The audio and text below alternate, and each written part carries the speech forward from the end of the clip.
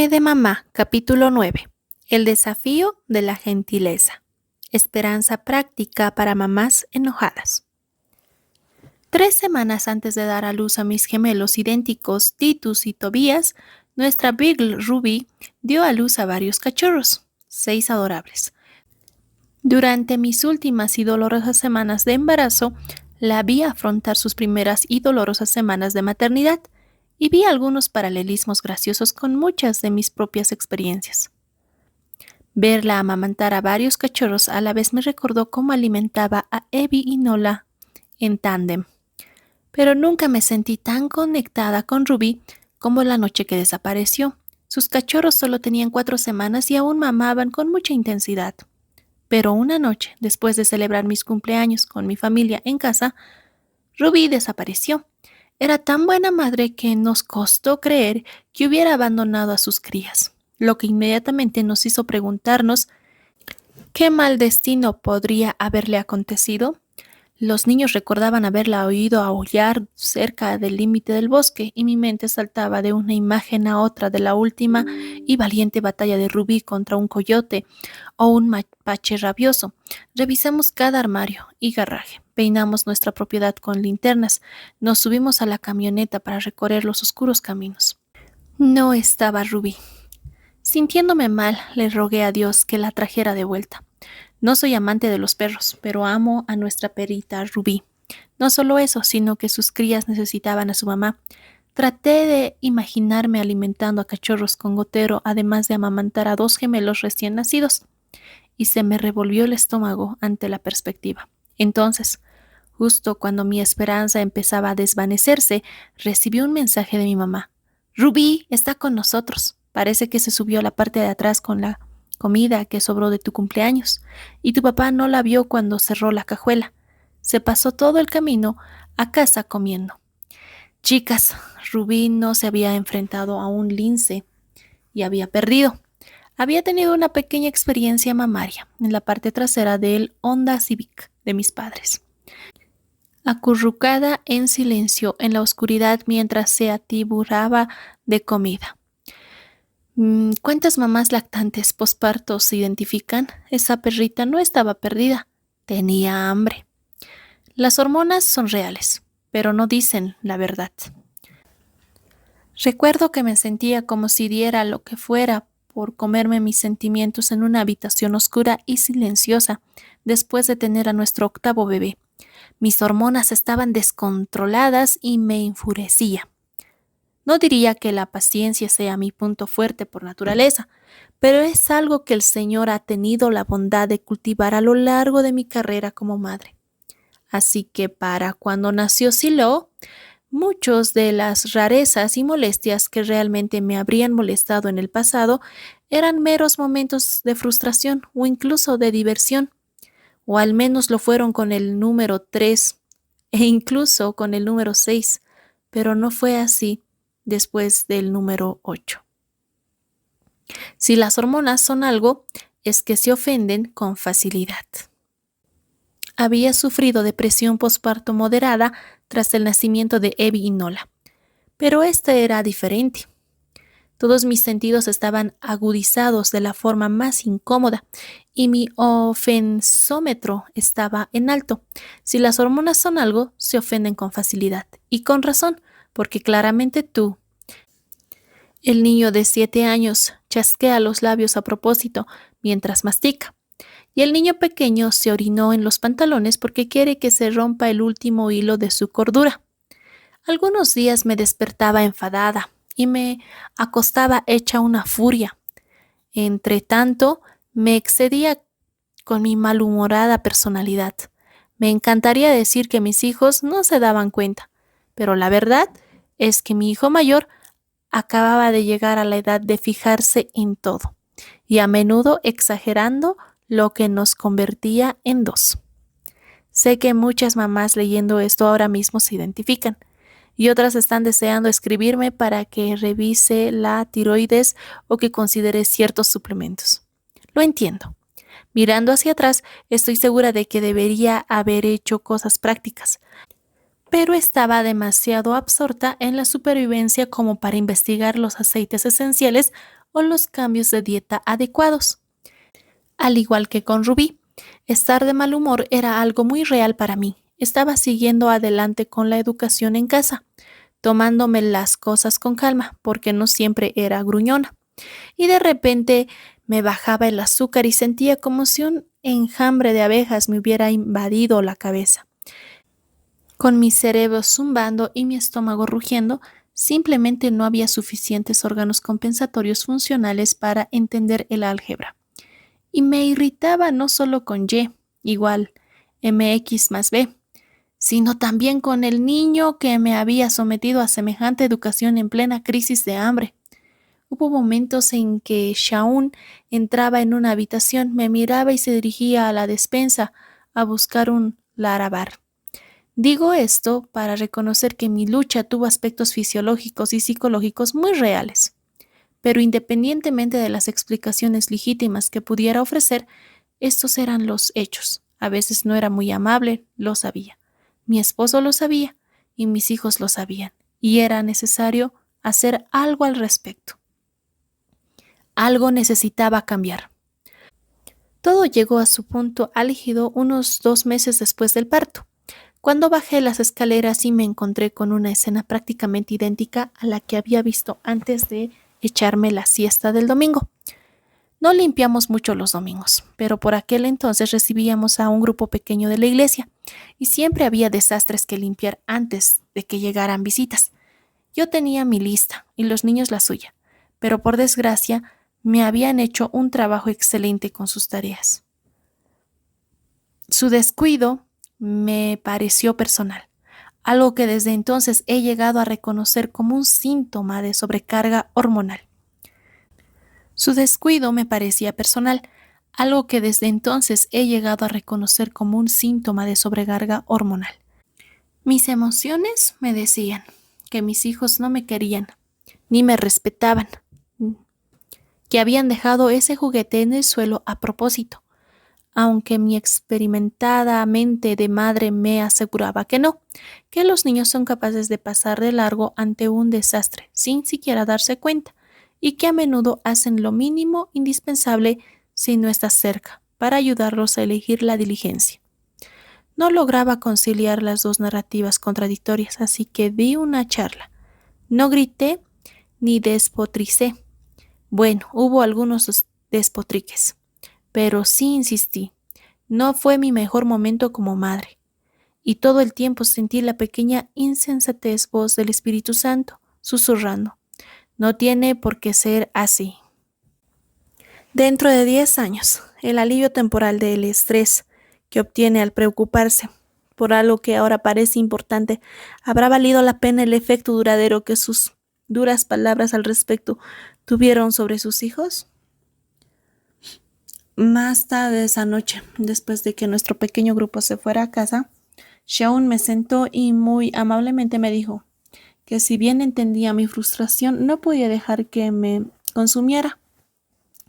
Lo tomó con calma, pero sus palabras resonaron en mi alma como el sonido de una campana de despertador. Pero un rato orando y a la autorreflexión posterior, este fue el pensamiento que se aclaró, brillante y agudo, mi mente, en mi corazón. En 10 años, algo del alivio temporal que estrés que obtienes el preocuparte por algo que ahora parece un gran problema. ¿Habrá valido el efecto duradero de tus duras palabras al respecto sobre tus hijos? Sabía la respuesta 1000 veces no. Las hormonas no excusan el pecado.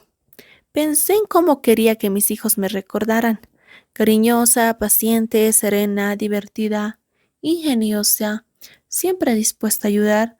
Sabía que había sido muchas de esas cosas a lo largo de los años. Y confiaba en que 2 meses de lucha no definirían los recuerdos que mis hijos tendrían de mí, pero en consecuencia, como madre cristiana no podía seguir dejando de lado la convicción de que, con hormonas o sin ellas, mis reacciones eran pecaminosas. Este reconocimiento es impopular en el ámbito de la maternidad secular, y entiendo por qué. Duele y requiere acción. La cultura de la maternidad mediocre se centra en regotearse en lo difícil y celebrar nuestras deficiencias como prueba de que todas somos humanas y estamos juntas en esto. Recuerdo la respuesta de una madre a una publicación que escribí sobre el hecho de que la maternidad no me había empequeñecido. Bien por ti, dijo. Pero algunas de nosotras estamos aquí luchando para que se sepa que la maternidad nos ha destrozado por completo y que no estamos bien. Estamos trabajando arduamente para que nuestras voces se escuchen y nuestros sentimientos se legitimen. Por mucho que crea que la maternidad ha hecho, nos arruina a todas de una manera u otra. Sé que desde una perspectiva bíblica simplemente tener que correr la voz para que podamos disfrutar de un abrazo de tristeza maternal no es la solución. Honrar lo difícil es importante. Que podamos no quedarnos ahí, centrarnos en la lucha, solo genera amargura y un sentimiento de haber sido engañadas. Yo no firmé esto. Las tarjetas de Hallmark me mintieron con sus imágenes retocadas de madres felices y con el pelo brillante y niños sin manchas. Estoy de acuerdo. Eso no es ser madre honesta, pero tampoco lo es decir, como me siento engañada, tengo derecho a vivir en mi decepción por el resto de la eternidad. No es justo para nuestros hijos, no es justo para nuestros esposos, no es justo para nosotras mismas. Y es una afrenta a la libertad para la que Cristo nos liberó. Gálatas 5:1, porque el cristianismo es radical en su enfoque de no estar bien. En lugar de animarnos a buscar el consuelo en otras personas que están igualmente destrozadas, Jesús dice, vengan a mí todos los que están cansados y agobiados, y yo les haré descansar. Mateo 11:28. Me tienda a dar un profundo suspiro ante esas palabras, pero luego leo la segunda mitad. Lleven mi yugo sobre ustedes y aprendan de mí, que soy manso y humilde de corazón, y hallarán descanso para sus almas, porque mi yugo es suave y mi carga ligera. Mateo 11:29 al 30. Las palabras yugo y carga no suenan para nada relajantes, pero esa es la hermosa paradoja de seguir a Cristo. Al tomar su manto de humildad y mansedumbre, renunciamos al derecho de aferrarnos a nuestro agobio y al deseo de que nuestros semejantes afirmen nuestras luchas. Y una vez que nos liberamos de esos sentimientos de derecho y fijamos la mirada en Jesús, descubrimos que su carga es, en efecto, ligera y liberadora. A es para rendición de cuentas. Por supuesto, la rendición de cuentas ante Dios se parece poco a un ciclo de quejas y conmiseración, y me encontré deseando crear una comunidad de mujeres con ideas afines de que pudieran animarse y apoyarse mutuamente en la búsqueda de acallar nuestras lenguas afiladas. Así que inicié el desafío de la gentileza, una cuenta de Instagram que se centró en usar solo palabras amables y un tono tranquilo durante 30 días. No se nos permitía quejarnos de nada ni de nadie. Podíamos reconocer nuestras dificultades, pero solo con el objetivo de orar por las demás y responsabilizarnos mutuamente. Miles de mujeres se unieron de inmediato, y mi sospecha de que no podía estar sola lidiando con mis erráticas hormonas posparto se afirmó cuando una tras otra describían su deseo de dirigirse a su familia con amabilidad y alegría, un deseo que a menudo chocaba con los gritos y las quejas que dominaban el ambiente de sus hogares. Es muy fácil convencerse de que nuestras dificultades actuales también deben definir nuestras circunstancias futuras. Nos despertamos con la misma frustración durante una semana, 2 meses o incluso un año, y empieza a sentirse como nuestra nueva normalidad. Mientras tanto, sabemos que si Dios está con nosotras y lo está, entonces ¿quién contra nosotros? Romanos 8:31. Además, mayor es el que está en vosotros que el que está en el mundo. 1 Juan 4:4. Y de nuevo, su divino poder nos ha concedido todo lo que necesitamos para una vida piadosa.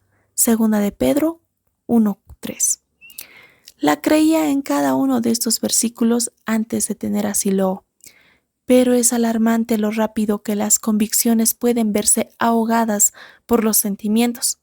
Por eso jamás emprenderé una campaña para legitimar mis sentimientos. Son demasiado volubles, demasiado propensos a fluctuar con el oleaje de mis circunstancias. Pero un movimiento para someter mis sentimientos al señorío de Jesucristo, eso sí lo apoyo. Así que, después de que mi conversación con Shaun y luego con el Señor, reuní a mis hijos y les pedí disculpas por haberme portado tan mal, y me embarqué en 30 días de solo palabras amables. Desintoxicación de la ira. Esperaría que cada una de ustedes me señalara con el dedo, como la vieja bruja de la princesa prometida, y gritara: «¡Mentiroso!». Si afirmara que el desafío fue fácil, Santiago 3:8 dice: «Ningún ser humano puede domar la lengua. Es un mal que no puede ser reprimido, llena de veneno mortal». Uf, suena desesperanzado, ¿verdad? Pero noté que dice que ningún ser humano puede domar la lengua. Y sin embargo, en Mateo 19:26 Jesús dijo: «Para los hombres esto es imposible, pero para Dios todo es posible». No se refería específicamente a controlar nuestra forma de hablar, pero el principio sigue vigente. Descubrí la profundidad de la verdad en las palabras de Jesús al despertar cada día y someter mis palabras y mi actitud a Dios. También compartí lo que Él me enseñaba con las demás mujeres del desafío y aprendí de ellas. En 3 días, gran parte de la angustia que me atormentaba comenzó a desvanecerse. El nerviosismo, la ansiedad y la ira impulsiva también comenzaron a disminuir. Cuanto más dirigía mis sentimientos hacia el Señor en lugar de hacia mi familia, menos importantes me parecían, bueno, en el mejor sentido. Comencé a reconocerme de nuevo, no porque yo misma hubiera hecho un trabajo perfecto al hablar con suavidad antes, sino porque mis anteriores tendencias impías se habían sentido tan amplificadas durante los meses anteriores que parecía como si una persona diferente, un monstruo de la ira, se hubiera instalado en mi cerebro y mi cuerpo. La primera semana fue casi como una desintoxicación de algo adictivo, similar a las veces que he hecho un ayuno de azúcar. Mi nivel de azúcar se desplomaba al entrar por la puerta al final de la tarde, con los brazos cargados de la compra, rodeada de niños hambrientos que querían saber qué había para cenar y se turnaban para hacer la temida pregunta uno tras otro solo para volver a decir: «Lo olvidé. ¿Qué hay para cenar?», solo para hacerlo más divertido. Mi pulso comenzaba a latir al ritmo de mi dolor de cabeza, y las palabras «por Dios, por favor, calla» se filtraban en mis labios.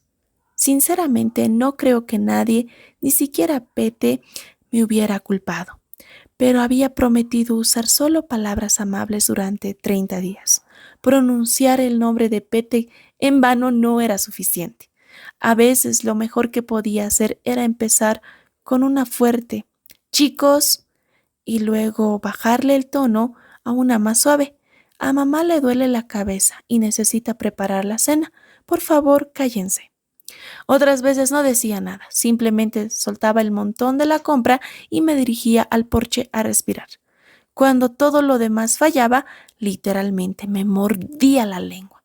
Fue un proceso. Pero minuto a minuto, hora a hora, día a día, el Señor fortaleció mi determinación y renovó mi mente y con ella mi habla. Y aprendí algo. Aunque mis hormonas eran muy reales y sería fácil asumir que nada de lo que practicaba debería haber afectado la química de mi cuerpo, a medida que avanzaba el mes, experimentaba pensamientos más claros, menos episodios de abejas en la cabeza y menos ganas. ¿Podría ser que la excusa de mis hormonas descontroladas para satisfacer mi impaciencia en realidad había empeorado mis síntomas? Proverbios 16:24 dice: «Las palabras amables son como un panal de miel, dulzura al alma y salud al cuerpo». Es lógico. Entonces, que las palabras groseras puedan producir un efecto adverso en nuestro bienestar. Permitirme expresar mis frustraciones había permitido que mis hormonas se descontrolaran en mi sistema. Pero cuando prohibí ciertas palabras y tonos, comencé a reentrenar las vías neuronales de mi cerebro hacia la gratitud y la positividad, un proceso que las escrituras llaman la renovación de tu mente. Romanos 12:2. Y uno para el cual la ciencia secular está encontrando cada vez más apoyo. Me parece fascinante cómo el Señor nos ha creado como seres holísticos. Lo físico afecta a lo emocional, lo cual puede reforzar o causar estragos en lo espiritual. Un plan de juego de gentileza. Salí del primer desafío de la gentileza como una mujer transformada. No soy propensa a las emociones impulsivas y desde hace tiempo me he propuesto hablar a todos con cortesía, como si fuera el Señor, pero nunca me había enfocado específicamente en la gentileza. Y una vez que lo hice, reconocí un área que necesitaba más ayuda de la que había estado dispuesta a reconocer antes, especialmente considerando todo lo que la Biblia dice al respecto. Colosenses 3:12. Como escogidos de Dios, santos y amados, revístanse de entrañable misericordia y de bondad, humildad, mansedumbre y paciencia. Efesios 4:2 nos exhorta a ser totalmente humildes y mansos, pacientes y soportándonos unos a otros en amor.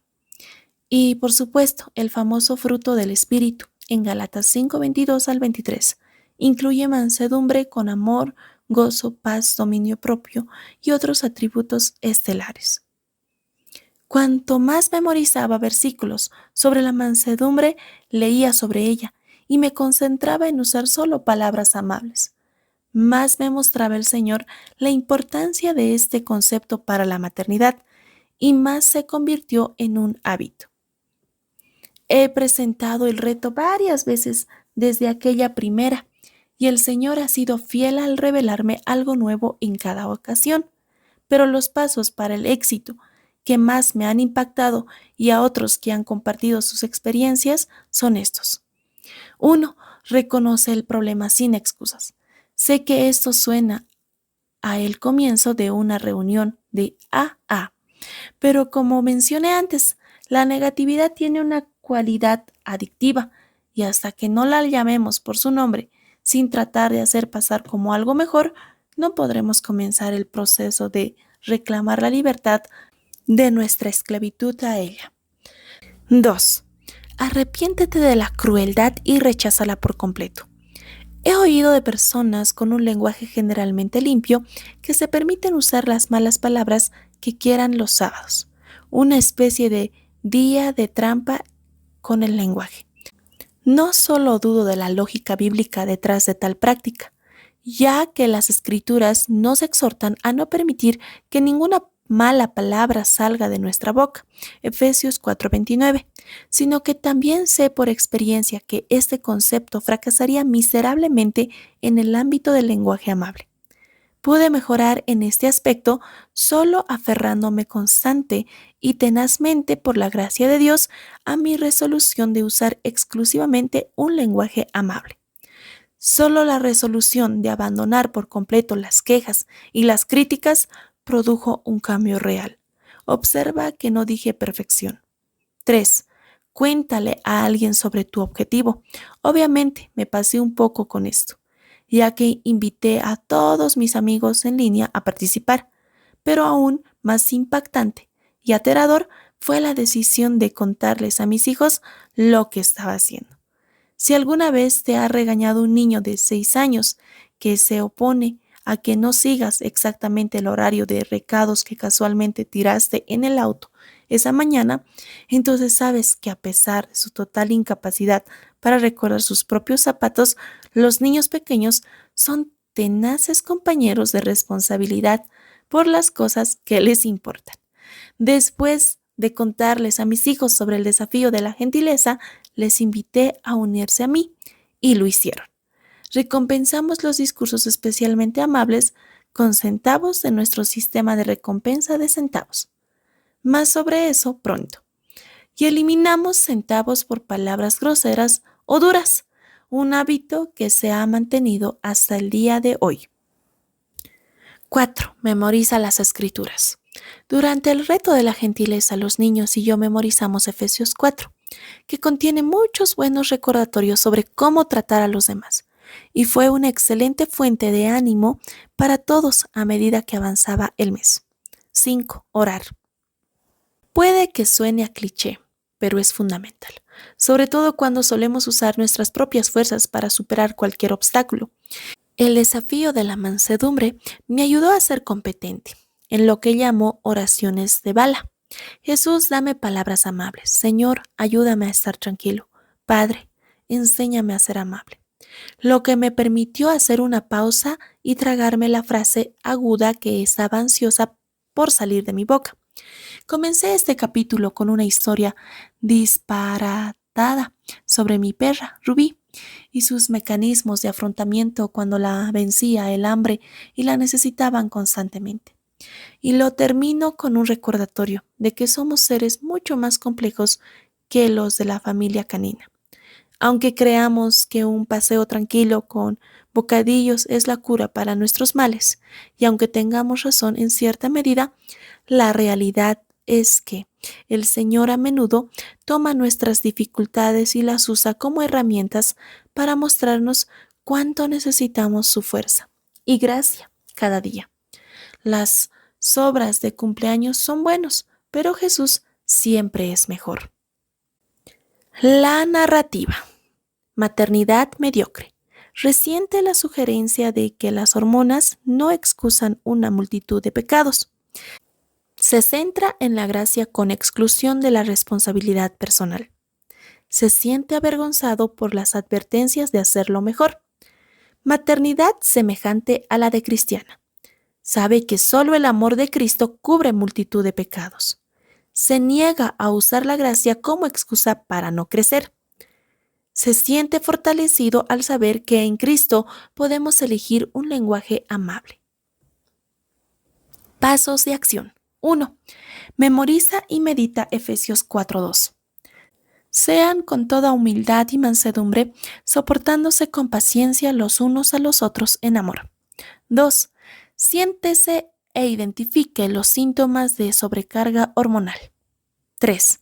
Describa 3 pasos prácticos, como el desafío de la gentileza, comer bocadillos regularmente, tomar siestas rápidas de 15 minutos o dejar de seguir cuentas de redes sociales incorrectas, para superar los impulsos de desquitarse de los malos días con su familia. Preguntas. 1. ¿En qué aspectos soy completamente humilde y manso? ¿En qué aspectos no lo soy? 2. Si les pidiera a mis hijos que describieran mi forma de hablar, ¿qué dirían? 3. ¿Cómo puedo invitar a toda mi familia a participar en mis esfuerzos por utilizar un lenguaje amable? Oración. Señor, eres tan paciente con nosotros, lento para la ira y abundante en amor. Enséñanos a seguir tu ejemplo y a controlar nuestras palabras ásperas e impacientes.